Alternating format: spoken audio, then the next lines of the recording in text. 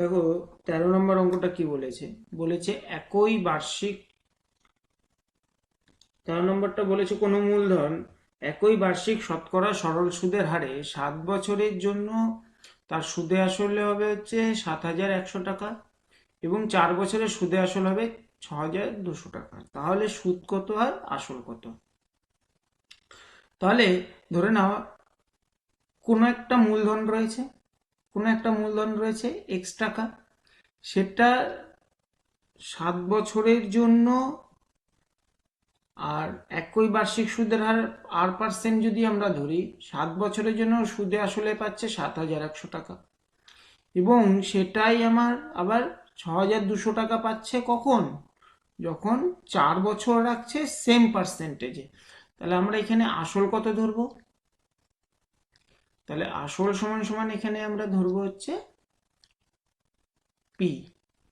P টাকা আমরা ধরে নিলাম, ধরি, ঠিক আছে। এই পি টাকাটা কিন্তু আমাদের একই, ওই একটাই আসল, প্রিন্সিপাল অ্যামাউন্ট একটাই। তাহলে সুদের হার কত?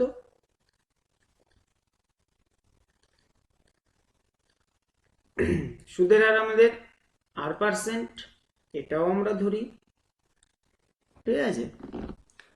এবার তাহলে সুদ সময়টা কত? এখানে দুটো সময় রয়েছে, একটা T1 বা টি, একটা হচ্ছে 7 বছর, আর একটা হচ্ছে 4 বছর। এবার 7 বছরের সুদ, 7 বছরের সবৃদ্ধিমূল কত আছে?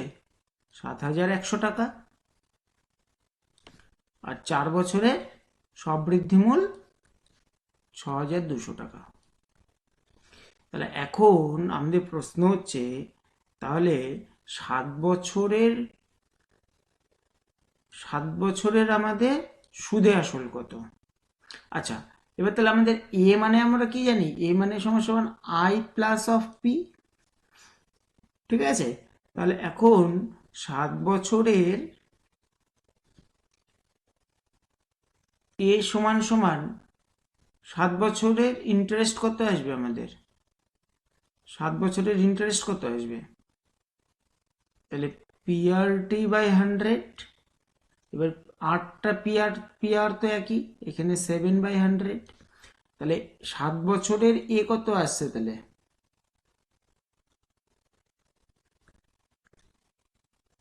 কত আসবে? 7PR/100 plus of P. তাহলে এটা ক্যালকুলেশন যদি আমরা করি, তাহলে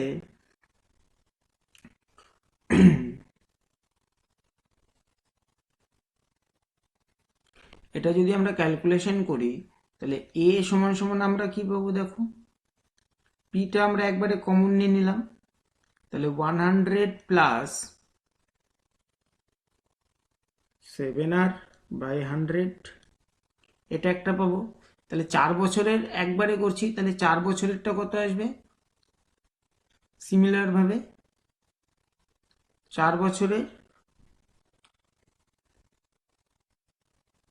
সবৃদ্ধি মূল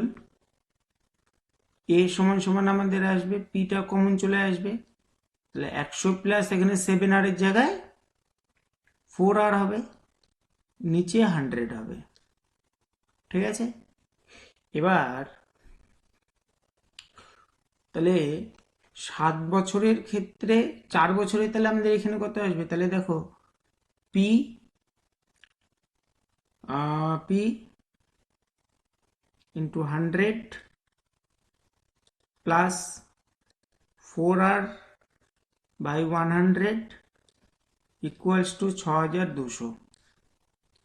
তাহলে পি 100 প্লাস 4R সমান সমান 62 ইন্টু 10⁴, ঠিক আছে।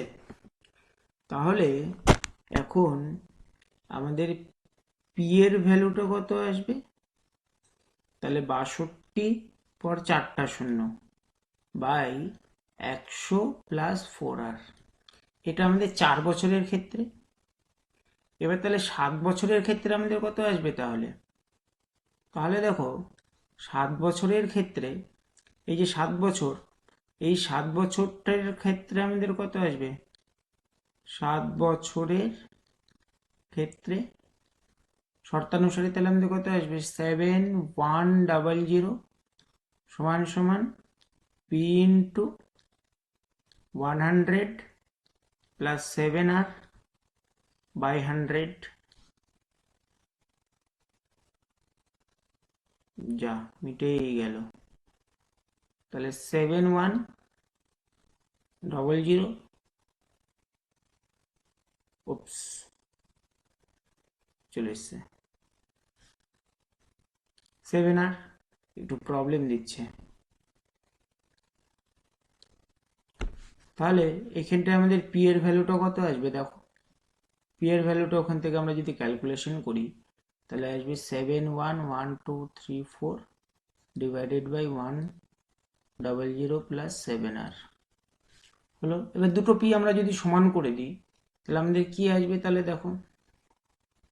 এবার শর্তানুসারে আমরা দুটো পি কিন্তু এক করে দিচ্ছি, তাহলে শর্তানুসারে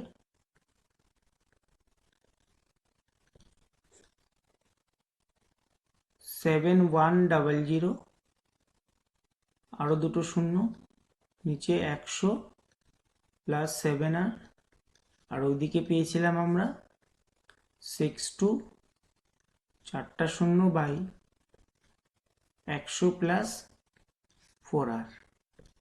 তাহলে এইবার এইখানটায় আসবে আমাদের 6200, আবার 00, আবার 00 প্লাস 434 1 2 3 4 আর সমান সমান আসবে 71 1 2 3 4 5 6 প্লাস 284 1 2 3 4 আর। তাহলে অর আমাদের এইখানটায় আসবে কি 434 1 2 3 4 আর minus 284 1 2 3 4 r equals to 71 1 2 3 4 5 6 minus 62 1 2 3 4 5 6 তাহলে war 150 1 2 3 4 r equals to 9 1 2 3 4 5 6। এটা আমাদের ইকুয়েশন আসলো, এন্ড অফ দ্য ইকুয়েশন। তাহলে অর আমাদের আর এর ভ্যালু কত দাঁড়াবে? আর এর ভ্যালু আমাদের দাঁড়াবে 9 6টা 0 বাই 1 5 1 2 3 4 5, 5টা শূন্য আসবে, 4টার আগে 5টা শূন্য, 1 2 3 4 5, 1 2 3 4 5। তাহলে এবার 15কে 90 দিয়ে কাটলে 6, তাহলে আর এর ভ্যালু আমাদের কত দাঁড়ালো? 6%। এবার আই 6% আমরা যে কোনো একটা ইকুয়েশনে বসিয়ে দেব, ঠিক আছে? তাহলে আমরা তাহলে একটা পেয়েছিলাম না দেখো,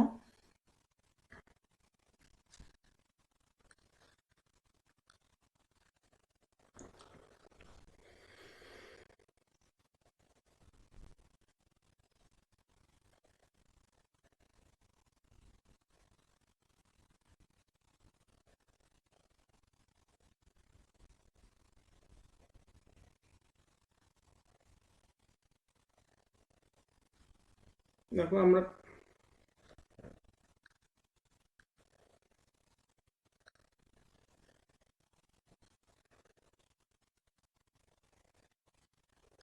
পেয়েছিলাম পি সমান সমান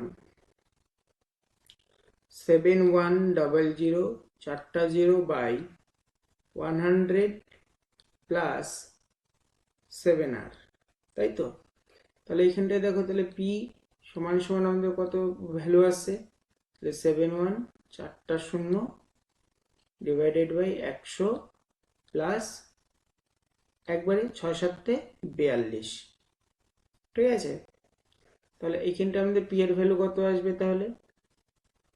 তাহলে পি সমান সমান আমাদের আসবে 71124 বাই 142 142। তাহলে এটা কাটাকাটি করলে আমাদের কত আসবে?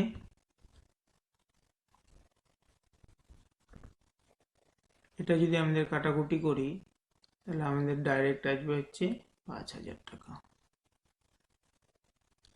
তাহলে অতএব আমাদের উত্তরটা কি আসবে? উত্তরটা আসবে মূলধনের পরিমাণ ছিল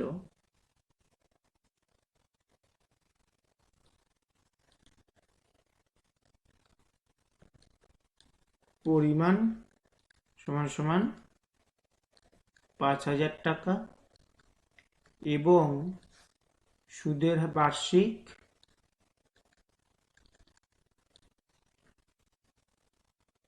শতকরা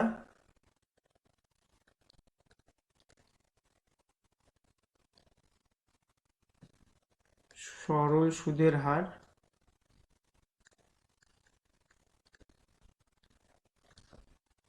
সমান সমান 6%।